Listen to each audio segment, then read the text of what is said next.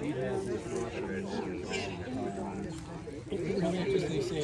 morning, ladies and gentlemen. Hi, Gail. Good morning. Good morning. And welcome to the Harper Hills Garden and Women's Club Veterans Day ceremony. My name is Gail Burke. I am the host for today's celebration. Moses, the color.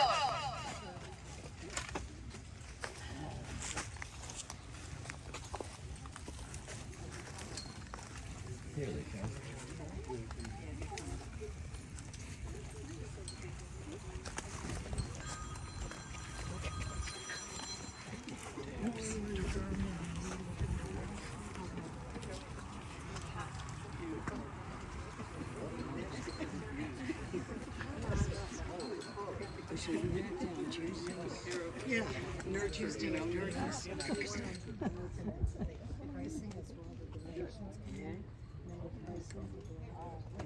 I'm looking for a table.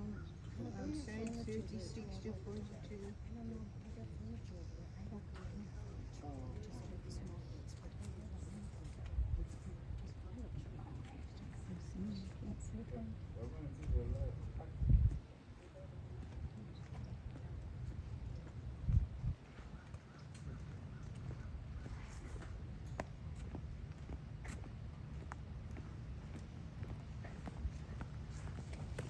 One time.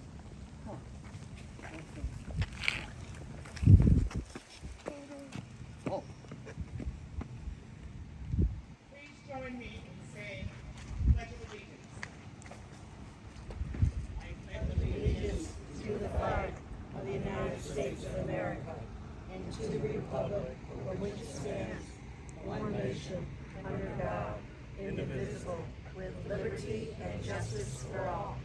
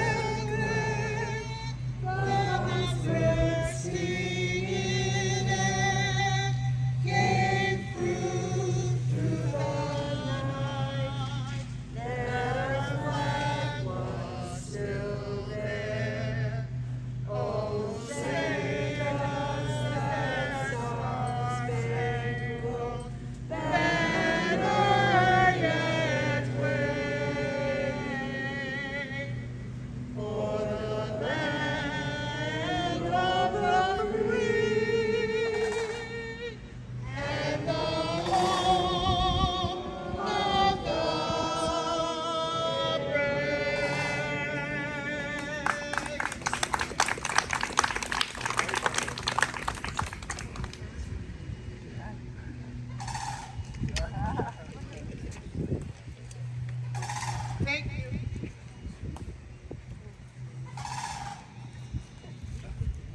When Francis Scott Key wrote the Star-Spangled Banner almost 200 years ago, he called America the land of the free and the home of the brave. Those words are true today as they are then. Throughout the nation's history, America's soldiers, sailors, airmen, Marines, and Coast Guardmen have bravely answered the call to defend our nation and our freedom, to aid our friends and allies to turn back aggressors. We can never fully repay our debt of gratitude to the more than 650,000 American service members who died in battle or the 104 million who were wounded. We can, however, recognize and thank the 25 million veterans still living today. These words are inscribed on the Korean War Memorial in Washington, D.C. Our nation honors her sons and daughters who answered the call to defend a country they never knew and a people they never met.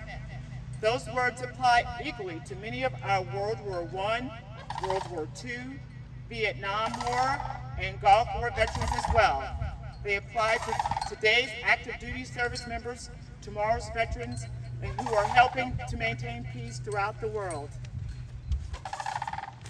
Today is our privilege to say thank you to all American veterans, to let them know that they are appreciated. The price of freedom is high. We cannot afford to forget those willing to pay it. Today we celebrate America's veterans for keeping this nation the land of the free and the home of the brave. I would like to introduce to you today our guest speaker for today's ceremony, retired Colonel Al Smith.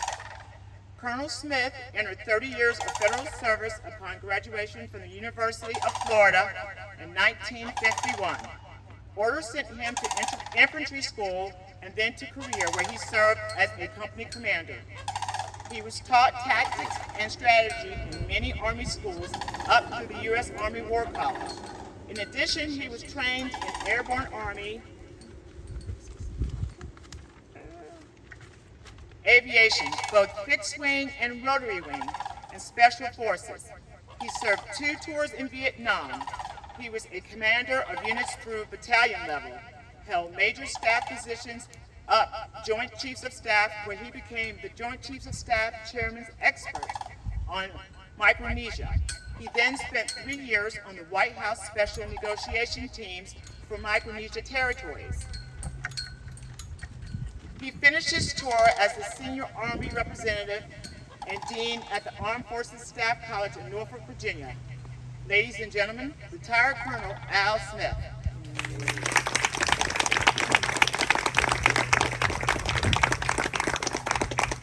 Thank you, Gail. I don't know if I can live up to that or not. Well, you know, I might mention it, or she didn't mention it. We My can't age hear you. is 93. Can't hear you. And at that age, why you're slip and slide just a little bit. But I gladly accepted this because I wanted to honor the people who served before and after me in the armed services of the United States. Now, there's not much to say about today, except 2 things. And one of the things is, who are the veterans? Well, we are always thinking of the veterans as being people who served in the various armed services throughout the country over the years to back us up. And we love those guys, especially this group here. So I wanted to look at just what that veteran is and who is it. Now, Gail mentioned 25 million, and most of those are probably World War II, some Korean, and a few Vietnamese. And I'm talking about the wars. Those people served there, and they had a lot of company, a lot of civilian things. Let's go back to World War II. What did we have there that wasn't in uniform? And I'll just tell you one that you can think of. There's a merchant marine. Do you know how many ships we were roping across the Atlantic Ocean, carrying goods and services to the Brits, to the French, and to us? And in the later part of the wars, it wasn't as hairy, but earlier, we lost a lot of merchant mariners. They were civilians. They signed up for trips, they came back, and they were well paid. But that's the only difference. They were dedicated, and they were serving the United States of America. Now let's leave that war and go to the Korean War. There wasn't much change. In our backup behind the troops, where we had 4.5 people behind every fighter in World War II, we only had about 3.5 in Korea. We had a lot of stuff under commercial contract. Then we moved from the Korean War to the Vietnamese War. And we had all of the people I've mentioned before that were supporting us. But I want to mention one other thing, and this is my first war story. I was a battalion commander of a lot of airplanes, and one of them was a Caribou. It's made by the Havilland of Canada. It carries about 2.5 tons of cargo, and it's a bush plane. You can land the damn thing anywhere. And I flew in a first mission when we were opening a special warfare camp right on the Cambodian border. I landed the airplane, and that was hairy. I only had 300 feet covered with PSP. I landed the airplane, turned it, and backed it in where I could let down the ramp and they could unload it, and then I got out. And there were two civilians about as far from here to the car across the street, putting some limbs up against their airplane. They didn't pay any attention to me, and I asked the Green Beret there, I said, look, who in the hell are those? He said, they just came in ahead of you, sir. And I said, oh, they did? He said, oh, they're CIA. So I went over and talked to them. They were one of several groups that the CIA had over Southeast Asia, or a part of several groups, and they were going over into Cambodia to meet some people, agents. And this was a new airstrip that we just put in, if you could call it an airstrip, and they took advantage of that, and it saved them several hours of walking. 10 minutes later, they had disappeared into the jungle and headed right in Cambodia. Cambodia border was right there. And I thought about those, and I think about those men. Are they veterans? No, not in our classic definition, but they sure did risk their lives in some hairy parts of the world. Now let's leave that. I'm going to jump all the way to retirement. And I ran into different things after I retired that let me know that our veterans are appreciated and not so well appreciated. So I've thought most about that since you gave me this mission this morning. So how do we honor those veterans? Because in the pandemic we just went through, we got a lot of service from a lot of people, and they were policemen, they were first responders, they were firemen, and all of those. And they dedicated themselves far beyond what we had a right to expect as far as personal danger to service us. To me, they were a veteran too of some size. They don't quite fit the mold, but that's a point where we can focus our appreciation. Now I'll skip back and tell you why. When I came home from Korea, they took several of us combat officers and made us troop controllers on board these troop ships. And I came home on one called the USS General Grant. That was before they took all these ships away from the Army and gave them back to the Navy control, I guess. But it was a wonderful ship, held about 10, 11,000 people. And when we docked at Camp Stoneman in San Francisco, there was, we'd been under the bridge, and there was this beautiful place, and everybody's home, and we're going to get a yay, yay, yay, yay, yay, right? Wrong. There was a small Army band on this pier, and it was about a 3-acre pier. And this band was playing popular music, but mostly patriotic music. There was nobody else, not another soul on this 3.5-acre pier to welcome home 11,000 troops. Then I heard the blood-curdling scream. We had 2 ramps running down the side of the ship, and the guys were all streaming off with their duffel bags on their shoulders and making a wormy thing over to the building where they were going to be in process. And we heard the scream. The guy threw down his duffel bag and headed for the fence. There was a fence about 100 yards on the other side of the ship. And there at the fence were 3 people. A man, is probably his wife, who knows, and probably his older daughter. Because that guy sprinted over there faster than anything you've ever seen. He hugged everybody, kissed everybody, waved to everybody, and ran back. But he had to scoop up his duffel bag, and he just made it before they went into the door of the processing building. Now I tell you that because I stood there watching it, and then I think about it. Why was he was the only family that ever greeted this ship with 11,000 men on it. 1 out of 11. That's what the country thought of our fighters that fought in that war. I experienced it all the way through the rest of my career. And I guess just after I retired, it reached its epitome. Because I got into Scottsdale, Arizona. We lived in a Del Webb community called Terra Vita. And we had parties paid for by Del Webb. And they were nice ones. This one required that you, or allowed at least, that you wear a uniform. Well, I came out spitting polish. Still a new uniform, I just retired.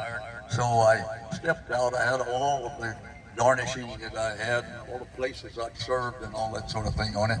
And I was talking to a man and a woman and another man. And we were laughing and talking when all of a sudden, right between the man and the woman, somebody just loved and shoved them to one side and stuck her face right in the mine. It couldn't have got any further away than this. And she said, "You're just a damn killer. And you're in here celebrating. I hate you. You're just a damn killer." And loud. They could hear me all over the club. And I didn't know what to say. I was totally taken aback. And then I didn't have to say anything. She was surrounded by a bunch of women. Women's hands grabbed her and she was hustled to the door. That's all I can remember. I don't know what happened to her. Never saw her again in my life. But that was the epitome of hatred. And it was right there in front of everybody. Well, I kind of forgot about it later because I remembered, you know, she was telling the damn truth, I guess, because that's what I was trained for all my life, to carry my country through to victory. But it wasn't a malicious killing or anything. I'm sure it happened, but I couldn't say that she was a liar. But if I'd have met her again, I would have explained it a little better to her, but I never did. Anyway, now I moved from Terra Vita back to this place, and all things have happened since then. We've had to go for a problem, 9/11, and all of these things have happened. And I walked into this place, well, I think it was Sam's Club, and somebody comes up and puts their hand on my shoulder and said, "Thank you for your service." Now, I can't explain to you what that makes you feel like in here. It just makes you glow. For 20, 30 years, everybody has hated my career. That's talked to me anyway, except my friends. And now, all of a sudden, some stranger comes and puts his arm on me and says, thank you for your service. And it makes me feel like my time in this country was worthwhile. So you can't do anything better than that as far as honoring the veterans, but take care of them. And we do that now. Ever since the last administration straightened the VA out, we have had excellent service. They give you, all of the injured veterans are really taken care of. They have all the prostheses, and they even fix up cars where you can steer them and put brakes and all kinds of things. They do everything for you.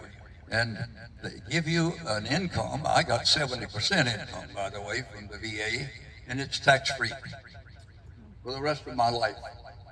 Now, so I can tell you and look you in the eye and say our government, the military services and the Veterans Administration take care of our soldiers, sailors, and Marines, and we then only have to pat them on the shoulder and say thank you for your service. So that summarizes it, folks.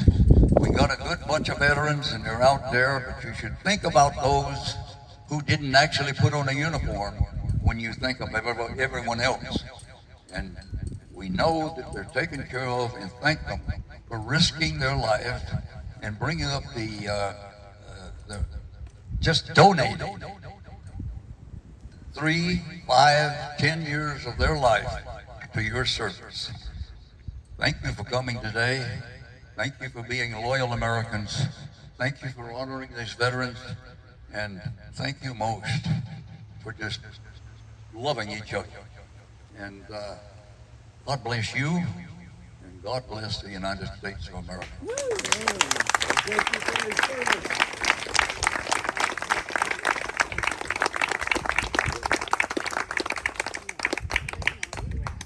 Mr. Al.